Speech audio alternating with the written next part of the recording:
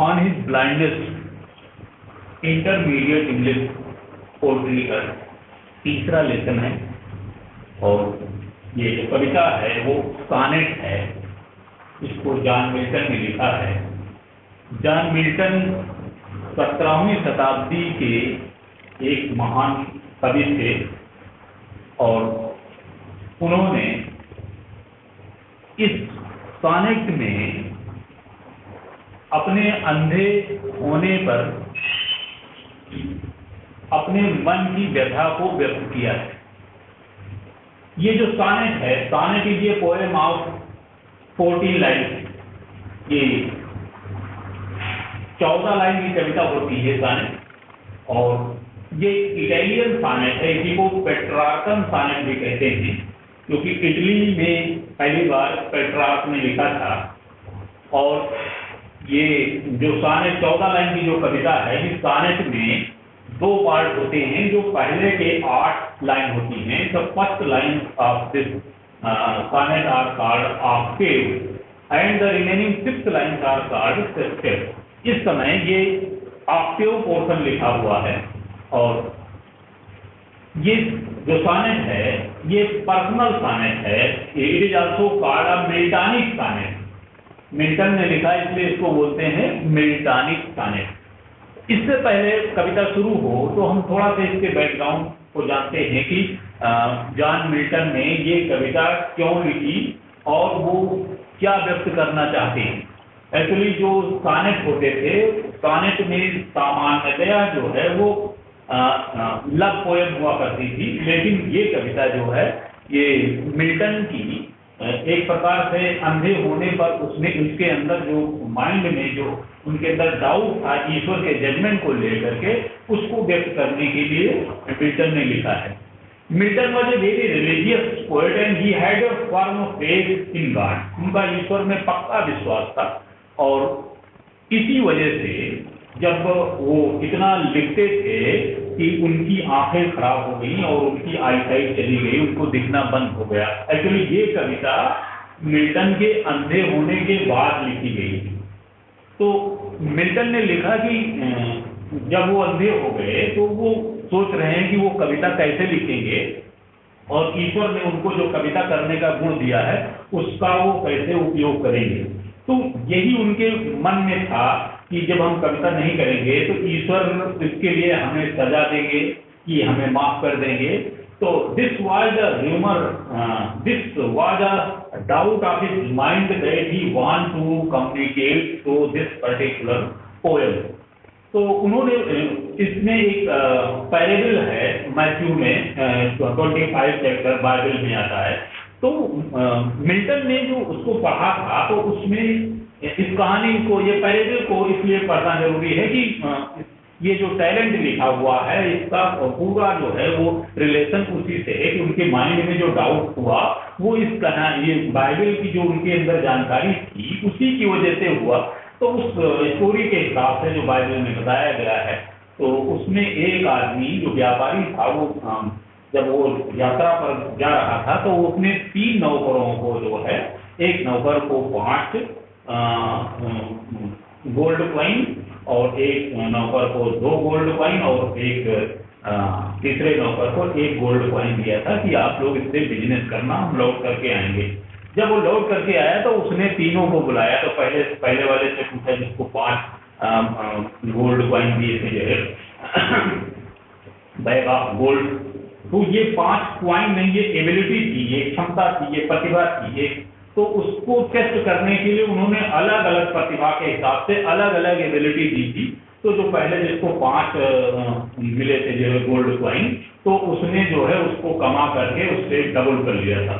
लेकिन जो दूसरा था उसको, जिसको 2 गोल्ड मिले थे, उसने उसको कमा करके उसको डबल कर लिया था। तो दोनों से बड़ा प्रसन्न हुआ कि हाँ, जो हमने सही हाथों में ये सौंपा था जो है, इन्होंने इसका उपयोग कर लिया। लेकिन जो तीसरा था उसने जो है वो गायब होने से या नुकसान होने की के डर से उसने उस पैसे को जमीन में गाड़ दिया। और जब लेखक जो व्यापारी आया तो उसने जमीन से उसको निकाला और ला करके दे दिया, और उसने बताया कि अगर ये कम हो जाता, नुकसान हो जाता तो आप मुझे डर से, तो इस डर से मैंने इसका उपयोग नहीं किया। तो परिणाम स्वरूप जो व्यापारी था अकॉर्डिंग टू पैरेलल, उसने जो है, जो जिन्होंने अपने धन को दूना कर लिया था उनको स्वर्ग प्रदान किया, उनको जो है उनकी शाबाशी की जो है, लेकिन इसको फटकारा और इसको जो है डांटा था। तो मिल्टन के दिमाग में वही था कि जो पोएटिक टैलेंट ईश्वर ने उनको दिया है, अगर उसका वो इस्तेमाल नहीं करेंगे तो ईश्वर उसी पैरेलल के अनुसार कहीं ऐसा तो नहीं कि उसको डांटेंगे, उसको सजा देंगे। तो this was the doubt of his mind that he had 24 hour in his mind. तो इसको ध्यान में रख करके मिल्टन ने ये 14 लाइन की कविता, इसको साने बोलते हैं, उसको लिखा। अब line by line we are going to study the particular poem on his blindness. On his blindness माने अंधा होने पर, उसके अंधा होने पर। तो when I consider how my light is spent, जब मैं विचार करता हूँ how my light is spent means how I became blind, जब लेखक को इस बात का एहसास हुआ कि वो अंधा हो गया है, era of my days in his premature of his life, 44 साल की उम्र में at the age of 44 John Milton became blind. So being blind in his premature age when he came to know that in this dark world and wide, actually ये संसार अंधकार पूर्ण हो गया और ये वाइड माने विस्तृत हो गया। एक्चुअली न अंधकार बढ़ा न संसार विस्तृत हुआ। ये मिल्टन जब अंधा हो गया तो वो सोच रहा कि ये संसार मेरे लिए बहुत बड़ा और अंधकार पूर्ण हो गया है। तो when he became blind he found that the world is very dark and very wide, and that one talent which is death to hide, and one talent. What is the talent? Talent means a particular quality, ability given by God. तो ईश्वर ने Milton को कविता करने का talent दिया था। He was given one talent by God of composing poems in praise of God. So being responsible, he had a doubt in his mind, just as he was given a poetic talent, and being blind he was unable to compose the poem by utilizing the poetic talent given by God. So, and that one talent which is death to hide.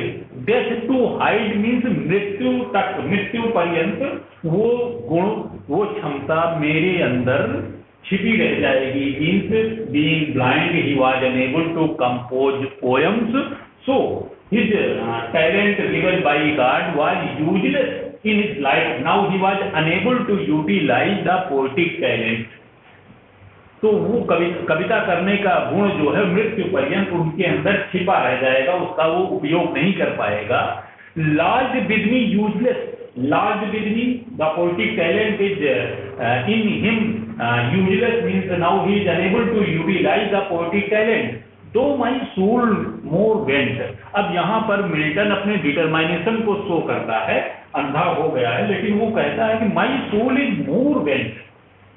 Milton says that his innermost feeling is more determined to compose poem by utilizing the poetic talent given by God. वो कविता करने के लिए तत्पर है, दृढ़ संकल्पित है। To serve there with my maker, maker का M बड़े से लिखा हुआ, कैपिटल से लिखा, maker माने स्वामी, जो ईश्वर, maker means ईश्वर। To serve there with maker, वो अपने ईश्वर को to serve there with my maker means Milton was determined to compose poem to serve his maker, to do his duty as he was given responsibility to compose poem in praise of God and present my true account lest he returning child and present my true account. और Milton सोचता है कि जब eight the day of judgment, निर्णय के दिन, कहने का मतलब जब मृत्यु के बाद ईश्वर के सामने मिल्टन जब उपस्थित होंगे तो उनसे जब पूछ-जांच होगी कि आपने क्या किया है, आपको जो जिम्मेदारी दी गई थी उसका आपने उपयोग किया है कि नहीं किया है, and present my true account. Milton wanted to compose poems so that he may not face the difficulty before God at the time of judgment, and lest माने कहीं ऐसा ना हो कि he returning child means at the day of judgment he would child or scold, कि ईश्वर कहीं ऐसा ना हो कि जब मैं ईश्वर के सामने उपस्थित होऊंगा तो ईश्वर उसके लिए मुझे डांटेंगे कि why have not you compose the poems by utilising the poetic talent whatever he was given.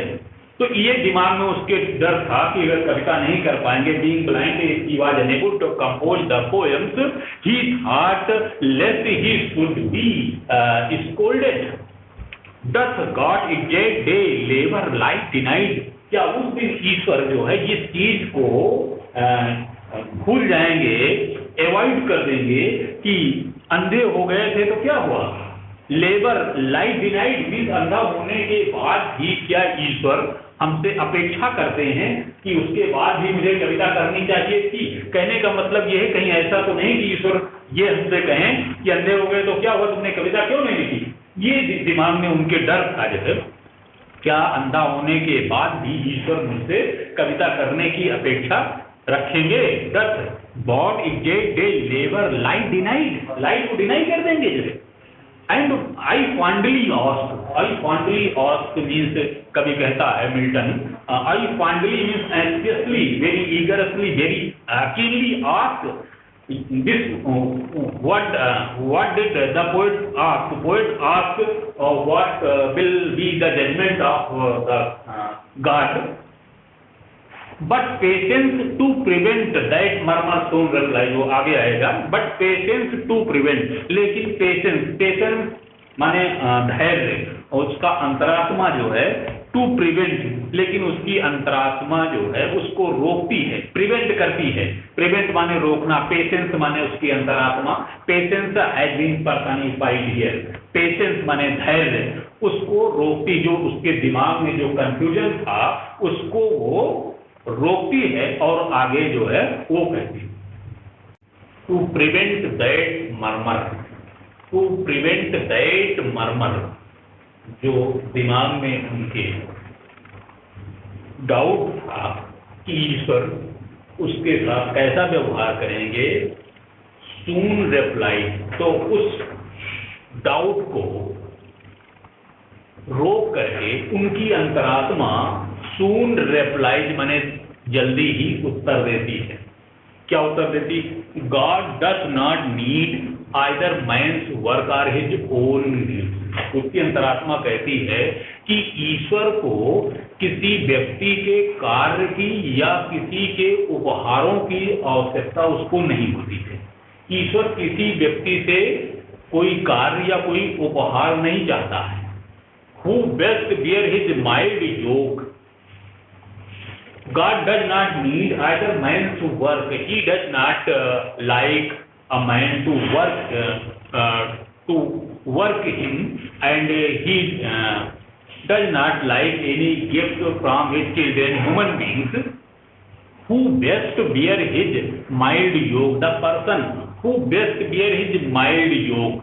Mild yoke माने होता है जुआ।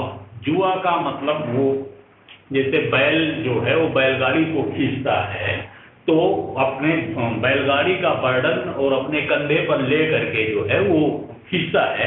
तो एक प्रकार से yoke means bear the burden और his own. Who best bear his mild yoke, वो जो ईश्वर के द्वारा दिए गए सुख और दुख को प्रसन्नता पूर्वक स्वीकार करता है। दे सर्व हिम बेस्ट, वह लोग they are in the service of God, they are in the best service of God, who have no any complaints against God, whatever he had been given, he is fully satisfied with what he had. they serve him best, they are in the best service of God, his state is kingly। और उसके आगे Milton और explain करता है कि ईश्वर का स्थान his state is kingly, वो तो राजाओं का राजा है। His state he has a very high post, a very royal king, thousands at his bidding speed, बहुत से हजारों लोग एट हिज बिडिंग स्पीड, उनकी आदेश का पालन करने के लिए bidding speed, and post over land and ocean without rest. इस संसार में हजारों लोग उनके आदेश का पालन करने के लिए जल में, थल में आदेश का पालन करने के लिए तत्पर खड़े रहते हैं। Post over land and ocean without rest means without taking rest. There are so many people in this world, they are always ready to serve God, they also serve who only stand and wait. Milton कहते हैं कि they also serve who only stand and wait, वह लोग भी they are also in the service of God who want to serve God but have not been asked to do anything.